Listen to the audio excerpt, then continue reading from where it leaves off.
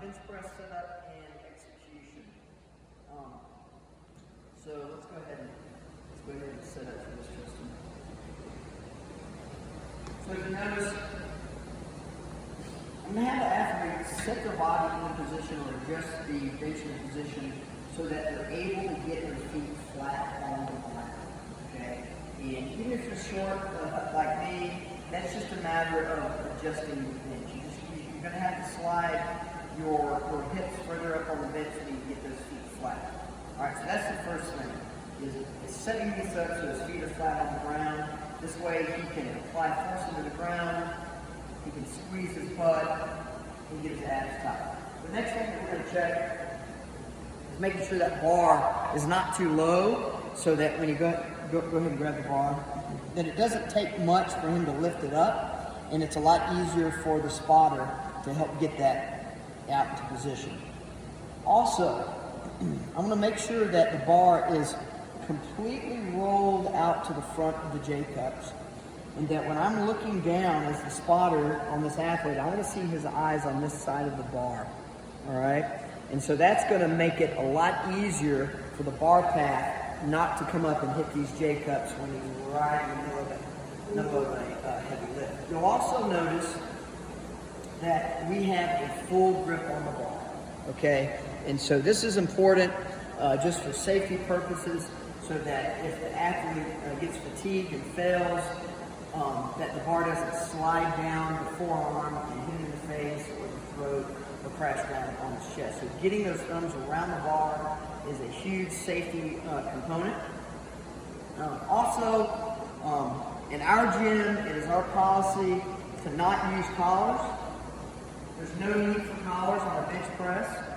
If you're not balanced enough to maintain that bar, then you probably shouldn't be doing the weight. But if something happens, an athlete fails and the bar crashes down on his chest, there's not a lot of spotters that are going to be able to high pull 200, 250 pounds. We want those collars off so that we can slide those weights off. Okay, and again, for safety purposes, you should never bench press by yourself anyway. So thumbs around the bar, no collars. Bars rolled up to the very end, eyes are in front of the bar. When I hand this bar off to this athlete, it's my responsibility to make sure that bar clears his head before I let go of it, and make sure that it's close to where he's going to bring that bar down. I'm going to do that with an alternate grip. All right. So we're going to go ahead and hand this off. The athlete's going to give me the cue when they're ready, and up. I'm going to make sure that it gets out, away from his face. And then my responsibility as a spotter from here is to get out of line of sight. I'm going to stay back here so he can focus in a straight line or an object on the ceiling, but I don't want to be in his field of view.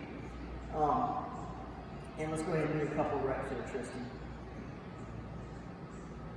Good, one more, and let's go ahead and bring it in. I'm going to take that off of the grip, and I'm going to make sure that it's coming back into that rig. And I'm going to make sure that as he passes that bar over his head, that I have good control over it. The other thing that I want to point out is the position of the elbows. One of the common mistakes is for athletes to have their elbows out at a 90 degree. We want it somewhere around a 45-degree angle. And one of the ways that I can correct that, or that we can correct that, is just to cue the athlete to point the pits of the elbows back towards the spotter. So let's go ahead and take the bar out of the rig again. Let's go ahead and roll it up to the front. Make sure his eyes are here. We're going to take that out over the chest. And I'm going to cue him to rotate those pits of the elbows back towards me, so that bar path is going to force his elbows down at that 45-degree angle. All right, let's go ahead and do a couple more. Good. And again, coming back into that rig. Go ahead and stay in this position, Tristan. Go ahead and let go of the bar for me, and let's push up here. So let's talk about how the athlete is organized on the bench. So we see a lot of athletes, maybe have their feet up or their toes on the ground. This isn't ideal. We want the feet to be flat so that they can press into the floor, activate the glutes, brace the abs, and then pull those shoulders back together. And you'll notice that If I'm holding the shoulders down as if they're a heavy weight, then he can push back with his feet, and that's super important.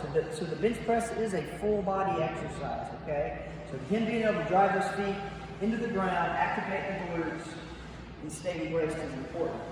Another common error for athletes, let's go ahead and bring the bar again. Slow up, eyes, taking the grip. Let's get it out over here. Okay, so I want you to protract the shoulders on these next few reps. That means I want you to lift those shoulders off the bench. So let's go ahead and do a few. You can see when he gets to the top how he's lifting those shoulders. Go ahead and bring it back down. Again. All right, so we don't want this. I want those shoulders to stay together and stay in contact. So I'm going to cue the athlete. Squeeze the shoulders together in the back and maintain contact with the bench. Let's pull those away from the ears. Good, squeeze it together, and let's do a couple more. So we want to eliminate that space.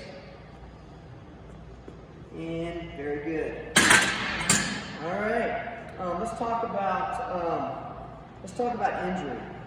Shoulder injury would be a common injury that might prevent an effective deadlift. Some athletes have shoulder injuries that prevent them from bringing those elbows behind the back, whether it's a dip, maybe a power clean, maybe even a push-up.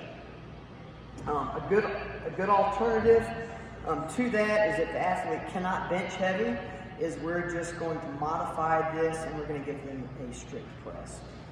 So a lot of times if they're unable to bring those elbows back, a lot of times that same athlete will be able to press overhead. So we're just going to modify this lift and make it a heavy strict press.